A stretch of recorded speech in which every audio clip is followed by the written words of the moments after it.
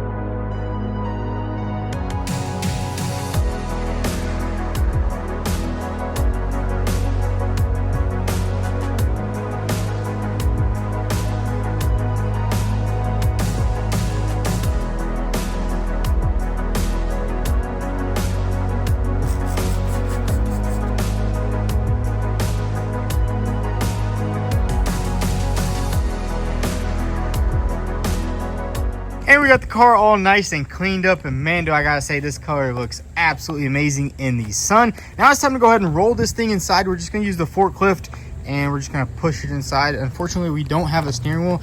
Honestly, I don't get why people put detachable steering wheels on cars, especially driving it on the road.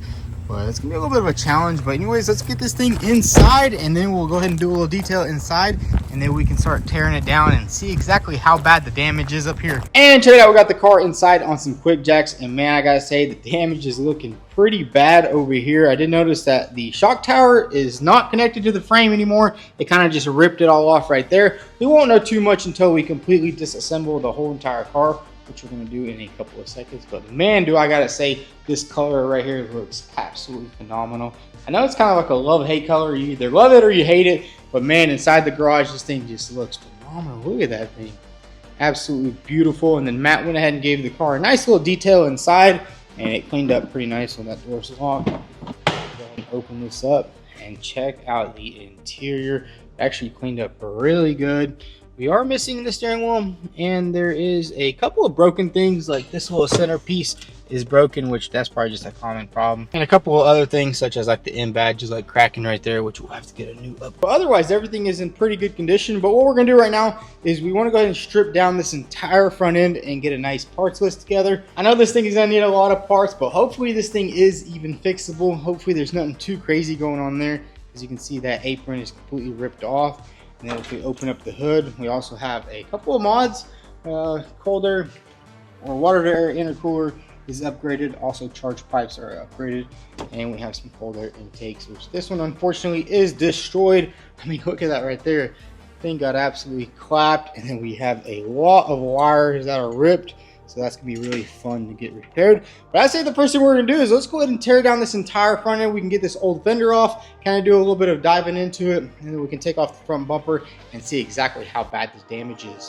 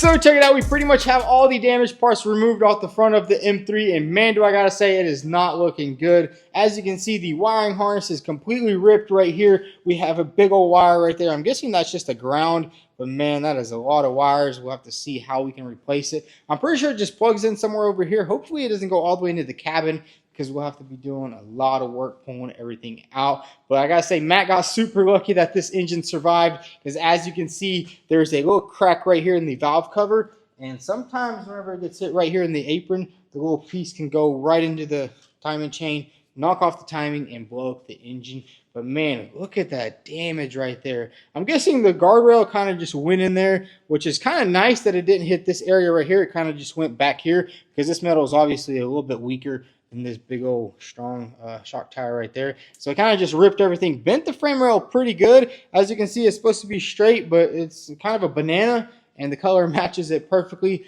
But I think this thing is going to be, you know, not the hardest to rebuild. It's definitely going to be a challenge to get everything pulled out into place and get it back on the road. We also have some charge pipes that are damaged right here and right there, and then the intakes are obviously damaged. But I mean, looking right here, you don't see any like creases or anything back here, and this right here is a pretty strong strut brace, and everything looks to be intact right there. Same thing with back here. Usually if there was any damage back here, you know, you'd see creases and stuff like that, everything literally looks perfect. So basically we'll have to just replace the entire shock tower, and I'm still not sure how we replace this frame rail. Either replace the frame rail or repair the frame rail, not too 100% sure. Maybe we'll even have to pull out this engine just to do a good job, because man, that's kind of tight right here, especially with the apron going in right there, and then you have all the turbos and all the intakes. So maybe we'll just drop the engine real quick and maybe make the process a lot easier. And then we didn't take off the suspension just yet, because we need to get our control arms in, and then we can actually roll this thing around. The auction did say it runs and drives, which I'm just kind of skeptical about that because of that crack right there. Plus the fact that the intake was cracked, because the intake right there was cracked and maybe some plastic got into the turbos. We'll definitely have to clean all that out. We'll definitely have to clean all that out before we get this thing running and driving. But man, check it out. All of the coolers are intact. We have the intercooler, the radiator, condenser. Everything is in perfect shape, which is super awesome because this stuff is really expensive. Then whenever we go down here, we do have a bent oil cooler. Thankfully, it is not leaking, so it kind of just bent. And these things are relatively cheap. I know when this car first came out, these things were $1,000. Now you can get them all day long for $200. So that's pretty nice. And I mean, everything else right here is intact.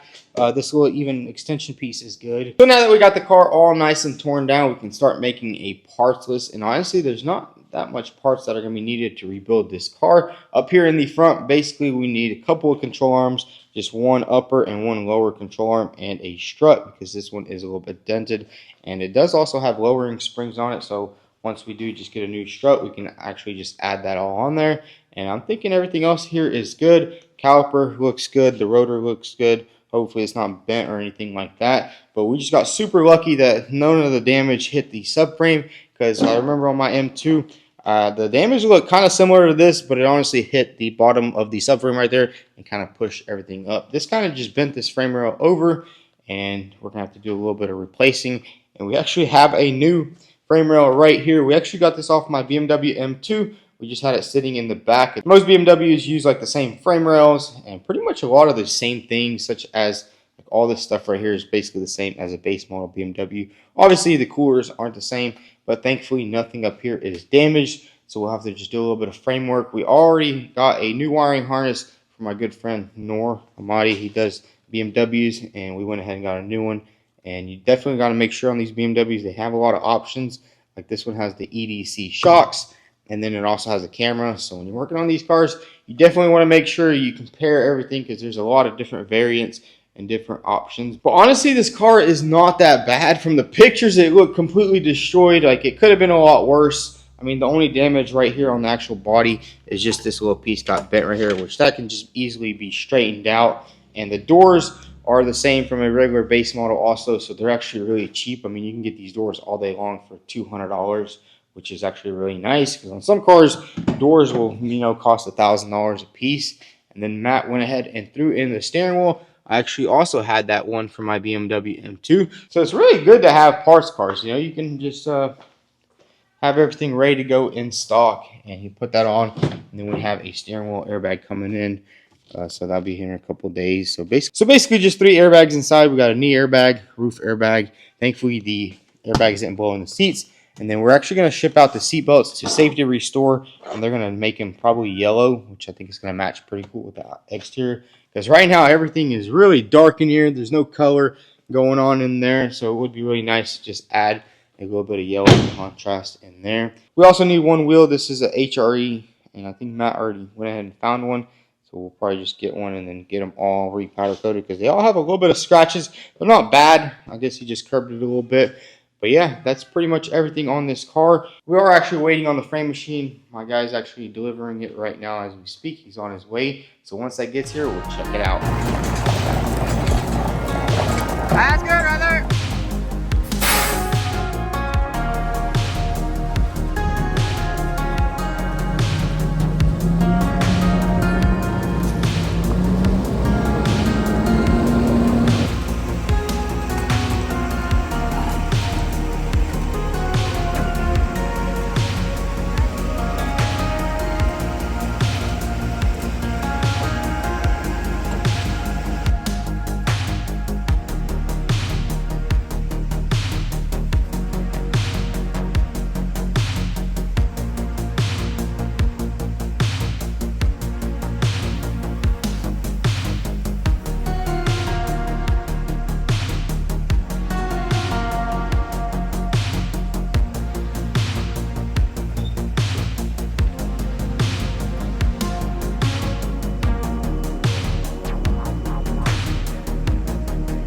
And check it out, here is our new frame machine. Obviously it's not brand new, it is a used one. It's a little bit of older machine, but this thing is actually really nice, and I really do love the way this thing is made. I've actually been looking for a couple of frame machines for quite some time, and honestly all the newer ones, they're kind of getting way smaller and they don't really have this platform or like the blackjack that Goon Squad has. It's a pretty nice machine, but it doesn't have pulling tower, so every time you want to do even a small pull, you kind of got to set up all the hydraulics and stuff like that. This one right here is actually, I'm not sure what year this thing is, but it's in really good condition. I mean, it kind of looks like it was barely used. The gentleman I got it from, he bought it. He was thinking he's going to do some frame work, but he just couldn't find nobody to operate it.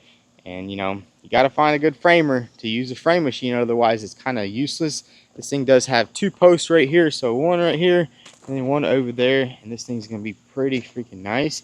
And I mean, it has a little bit of rust on it, but it's not crazy. It kind of just seems, you know, it sat outside for a little bit.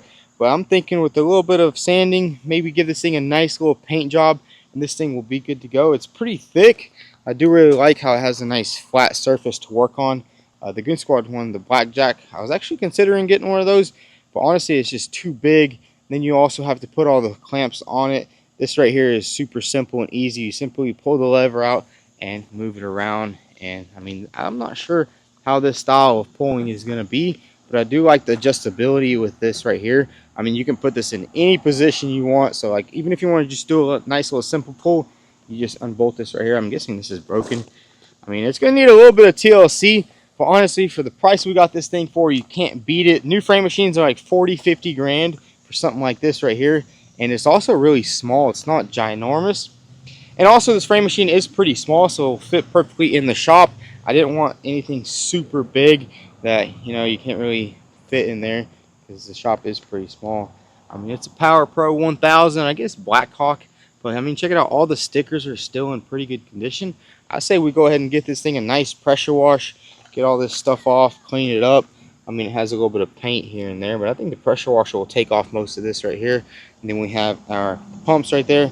I think I might have crushed some of the lines. But what we're going to do is actually convert it to electric hydraulic pumps. Because honestly, I don't really like the air pumps. They always mess up and they're kind of slow. The electric ones are really fast and very powerful. But we're going to start doing a lot more framework. I know you guys want to see framework. We always do framework for the Goon Squad and everybody likes it. And I think we're going to be doing a lot of cool projects with this thing right here. Honestly, what I think I'm going to do right now is start up the pressure washer and give this thing a nice wash, get it all cleaned up, and kind of just see how she cleans up.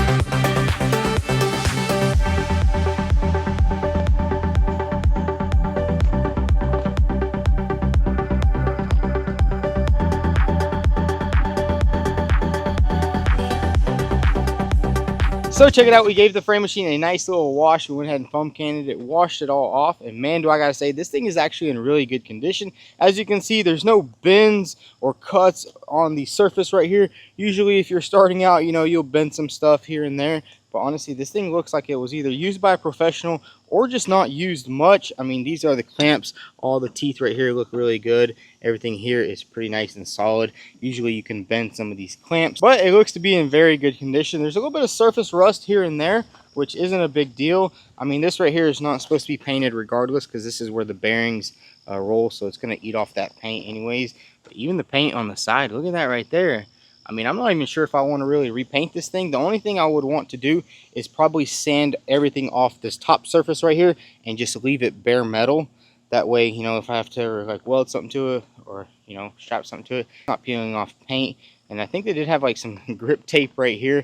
Not sure what they were doing there, but it looks like they were painting more on it than they were actually using it. And you can kind of see a little bit of grind marks right here, but nothing too crazy. I mean, all the hydraulics look to be in pretty good condition. Everything here is nice. You got the little cylinder to unlock it, and then that's the cylinder that raises it up. So that's all in really good condition. And I do have to go get 2 more of the clamps from the guy that, and I'll also have to go over to the shop where I got the frame machine and get, I think he has 2 more of these clamps for this side right here. So we have all 4 clamps to secure the car onto the frame machine. And this thing is almost ready to go. The only thing I probably will paint is this tower right here. We'll paint both of them. It's really just surface rust right there. Probably just sand them all down, give them a nice paint job, and then I'll probably just replace these bearings right here. Maybe get some greasable bearings. I don't think these are greasable because it is actually pretty tough to move right now. I mean, it's been sitting outside for probably the past year. And once we do that, we can probably go ahead and use it. I think we will on the M3. Just put it on there and just use it as it is right now. And I think everything will be good to go. Probably just throw a little bit of grease on it, and then we can order some new bearings for there, get these towers moving perfectly, and get the electric hydraulic pump just so we can have these suckers running strong. And man, am I glad that it has 2 towers. 'Cause I remember at my dad's shop we only had 1, and it would always be a pain to pull both sides. You have to always move the towers, but I mean, it should be pretty easy. Look, you just push this down right here and just slide it over. Doesn't really want to slide too good, but obviously that's because these bearings haven't been greased and they haven't been used in quite some time. But I mean, look at that right there. Everything is nice and organized. I mean, even all the lines are nice and zip tied together.